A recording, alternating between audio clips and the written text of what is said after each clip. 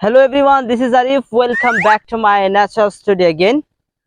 কার না ভালো লাগে যদি একটা স্ট্রাকচারের মাধ্যমেই ইংরেজি শেখা যায়, একটা স্ট্রাকচার দিয়েই হাজার হাজার বাক্য তৈরি করা যায়। এই বিষয়টা কার না ভালো লাগে? আমরা অনেকেই ইংরেজি শিখতে চাই। We want to learn English, but we don't find the right way, proper way. আমরা সঠিক ওয়েটা পাই না, রাস্তাটা পাই না কিভাবে আমাদের ইংরেজি চর্চা করতে হবে, প্র্যাকটিস করতে হবে, right? Well, my friend, this is Arif, and today I will share with you an amazing structure. আজকে আমি আপনাদের সামনে এমন একটা স্ট্রাকচার শেয়ার করব, এমন কিছু সেন্টেন্স বলবো যেই সেন্টেন্সগুলোর মাধ্যমে আপনি হাজার হাজার প্রয়োজনীয় বাক্য খুব সহজেই আপনি তৈরি করতে পারবেন।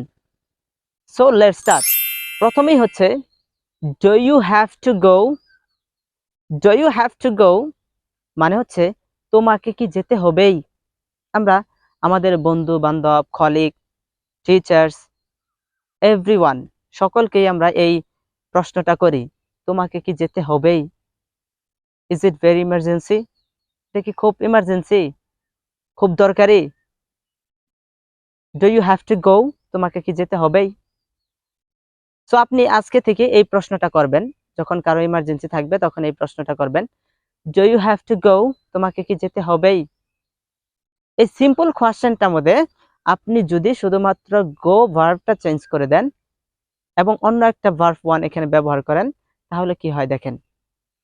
ডু ইউ হ্যাভ টু ইট, তোমাকে কি খেতে হবেই? জাস্ট আপনি কিন্তু একটা সেন্টেন্স শিখলেন, একটা শুধুমাত্র কোয়েশ্চেন শিখলেন, do you have to go, তোমাকে কি যেতে হবেই? তারপরে আপনি গোটা চেঞ্জ করে দিলেন, দেওয়ার পর আপনি বলতেছেন do you have to eat, আপনাকে কি খেতে হবেই, তোমাকে কি খেতে হবেই? Do you have to write, তোমাকে কি লিখতে হবেই?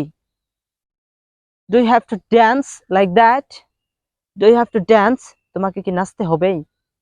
আগামীকাল যে প্রোগ্রাম আছে, এই প্রোগ্রামটাতে কি তোমাকে নাচতে হবেই? Is it emergency? এটা কি emergency? Do you have to dance? Do you have to make video, তোমাকে কি ভিডিও তৈরি করতে হবে? করতেই হবে। Do you have to cook today, আজকে কি তোমাকে রান্না করতেই হবে?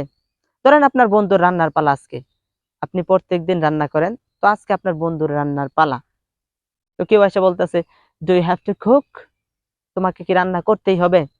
না, রান্না করলে হয় না, রান্না করা হচ্ছে মেয়েদের কাজ। Do you have to cook, তোমাকে কি রান্না করতেই হবে?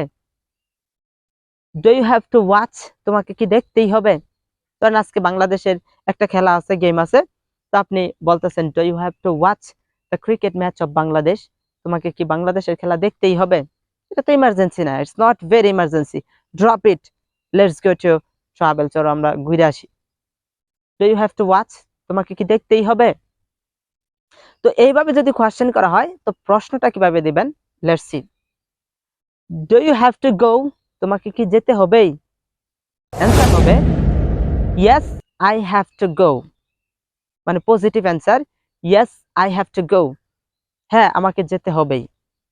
আর যদি না বলতে চান তাহলে বলবেন no I don't have to go, না আমাকে যেতে হবেই না, it's not emergency, I don't have to go, আমাকে যেতে হবেই না। Do you have to dance in the programme, তোমাকে কি প্রোগ্রামে নাচতে হবে? Yes I have to dance in the programme because he told me yesterday at night, কারণ সে গতকালকে আমাকে রাতের বেলা বলছে, তো অগ্রিম বলছে আমাকে নাচতেই হবে। I have to dance in the programme. Do you have to watch, তোমাকে কি দেখতেই হবে the cricket match of Bangladesh, বাংলাদেশের খেলা? Yes I have to watch the cricket match of Bangladesh. আর যদি না দেখতে চান সরাসরি বইলা দিবেন no I don't have to watch the cricket match of Bangladesh. So do you have to write, তোমাকে কি লিখতেই হবে, চিঠি লিখতেই হবে? Do you have to write letter, তোমাকে কি চিঠি লিখতেই হবে? চিঠির চলন তো এখন নাই, তো চিঠি লেখার দরকার নাই, তো বলে দাও I don't have to write the letter, আমাকে চিঠি লিখতে হবে না। Okay. Do you have to play football, তোমাকে ফুটবল খেলতেই হবে? ফুটবল খেলা তো একটা দরকারি কাজ না, তো বলতে পারো I don't have to play football, আমাকে ফুটবল খেলতেই হবে না, it's not emergency, so I can do anything without playing football, football খেলবো না। So my dear brothers and sisters, এই সিস্টেমে আপনি শুধুমাত্র ভার্ব ওয়ানটা চেঞ্জ করেই কিন্তু হাজার হাজার প্রয়োজনীয় বাক্য তৈরি করতে পারবেন। আর এটা কিন্তু আপনার ডেইলি কনভারসেশনে যে শব্দগুলো ব্যবহার হয়, যেই ভার্ব ফর্মগুলো ব্যবহার করা হয়, সেই ভার্ব ফর্মগুলো ব্যবহার করে আপনি বাক্য তৈরি করবেন। So I hope this class was very fantastic and you enjoyed a lot. And if you enjoy a lot, so never ever forget to subscribe and hit the like button as well. I'll see you very soon with another video. Have a nice day. Allah Hafiz.